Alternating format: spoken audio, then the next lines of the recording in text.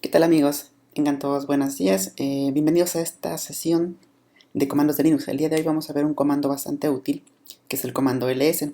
Estos videos son explicaciones cortas de de lo que todo desarrollador web, desarrollador ya sea frontend o backend, debería conocer en el momento de estar manipulando sistemas Unix-like o sistemas Linux, ¿no? En este caso yo estoy en un sistema operativo Mac OS. Estos comandos por supuesto también aplican para el caso de cualquier distribución Linux, la de su preferencia. Pero bueno, sin más ni más, el comando de hoy va a ser el comando ls. Entonces, el comando ls nos permite mostrar una lista de los archivos y directorios que tenemos en la ruta actual. Entonces, si yo simplemente tecleo el comando ls, obtengo todos los archivos en este caso. Por ejemplo, aquí vemos el composer.json, es un archivo normal. Tenemos varios directorios como el directorio de Bootstrap, como el directorio de app. A propósito, esta es una carpeta que tiene las configuraciones base de Laravel versión 4. Laravel es un framework PHP bastante potente que estoy comenzando a estudiar.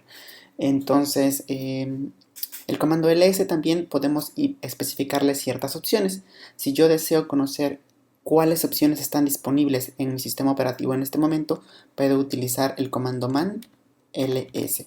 Y eso me da, bueno, una descripción de lo que hace el comando y también me da una descripción de cada uno de las opciones que yo puedo especificarle. Por ejemplo, vamos a probar esta. Dice "-a incluye directorio, entradas de directorio cuyos nombres que comiencen con un punto", ¿no?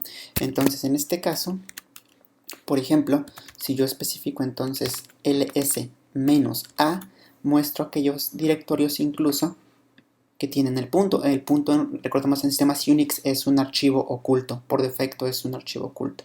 Ok, una opción interesante también es la opción "-l minúscula, que nos da un listado pero en formato largo. Entonces ls-la incluiría un listado en formato largo, pero además los archivos ocultos. Por ejemplo, nos da información sobre los permisos para el usuario, el grupo y el administrador. Nos da también el usuario propietario de este archivo. Por ejemplo, en este caso soy yo, Alex. ¿Y a qué grupo pertenece? En este caso el grupo es admin. Ajá. Nos da también el tamaño, en este caso en bytes, el tamaño de ese archivo. Por ejemplo, aquí este archivo de gitignore tiene un tamaño de 100 bytes y nos da claro las fechas de modificación, de última modificación.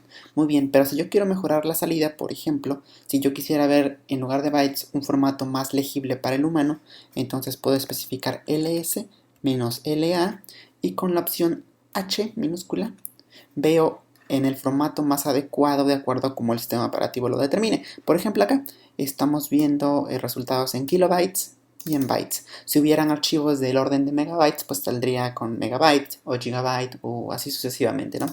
Otra opción bastante interesante es la opción i minúscula, e involucra un concepto un poquito más avanzado de sistemas operativos, pero que no es muy complicado de comprender, y es el concepto de inode. Un inode no es más que un identificador único dentro de todo el sistema de archivos de mi sistema operativo que identifica inequívocamente a tal directorio o tal archivo. El inode que estoy hablando es este numerito entero. Por ejemplo, este archivo gitignore tiene el inode, perdón, 26004839. Ese es un numerito que es único en todo el sistema de archivos. Ese inode es una idea que fue introducido por el creador del lenguaje C, Dennis Rich.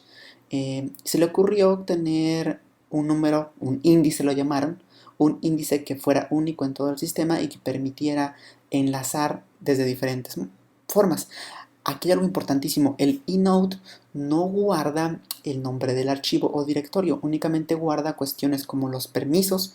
Eso quiere decir que el nombre está asociado, es como una especie como de hash, ¿no? Para cada entero yo puedo tener un nombre. Sin embargo, la clave en este caso, que es el entero, es única.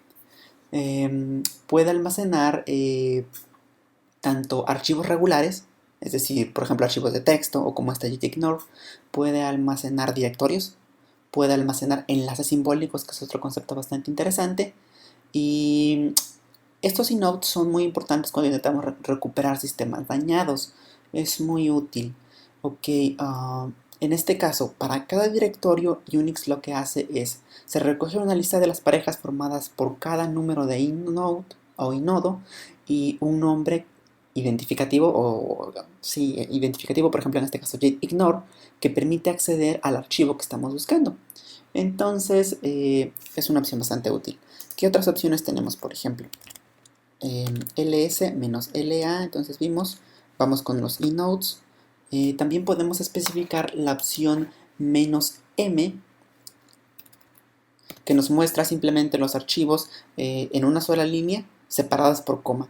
Esta opción de "-m" es útil cuando estamos haciendo, por ejemplo, recorridos de directorios utilizando un sistema, un lenguaje de scripting como Shell Script, como set o como AWK. Cualquiera de estos lenguajes, a veces es importante ejecutar un comando y obtener un resultado en formato de cadena. Digamos, el ls ya nos da por defecto un formato bastante bueno. Ok, por ejemplo, una opción más que debo explicarles, que quisiera explicarles, es esta letrita que aparece al principio antes de los permisos. Eso indica el tipo de archivo o el tipo de el tipo de fichero al que estamos apuntando. En este caso, el D significa que es un directorio, es decir, es una carpeta. Por ejemplo, acá, esta carpeta de Bootstrap de Laravel contiene, o más bien es un directorio. Es un directorio.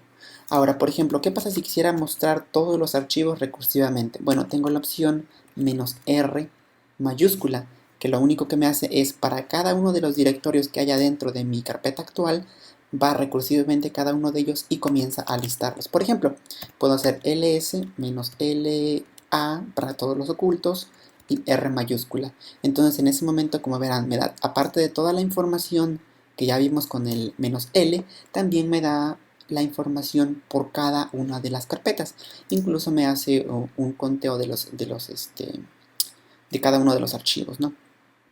Es bastante interesante esto porque permitiría para ustedes que son usuarios de sistemas operativos Unix o Linux hacer listados y, bueno, no sé, aplicar cierto criterio sobre ello. Ok, también podemos especificar ciertos comodines.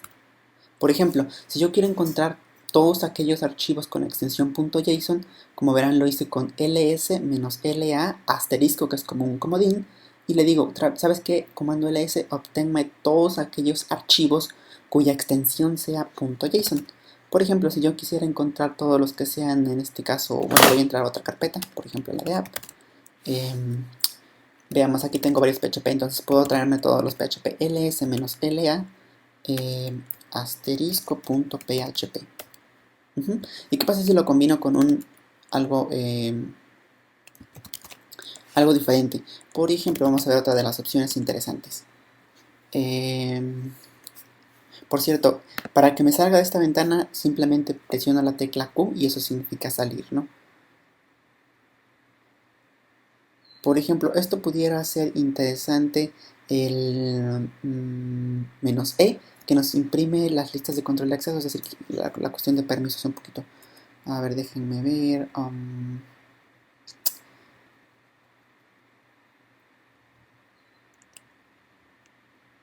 Ok, aquí está, el "-s".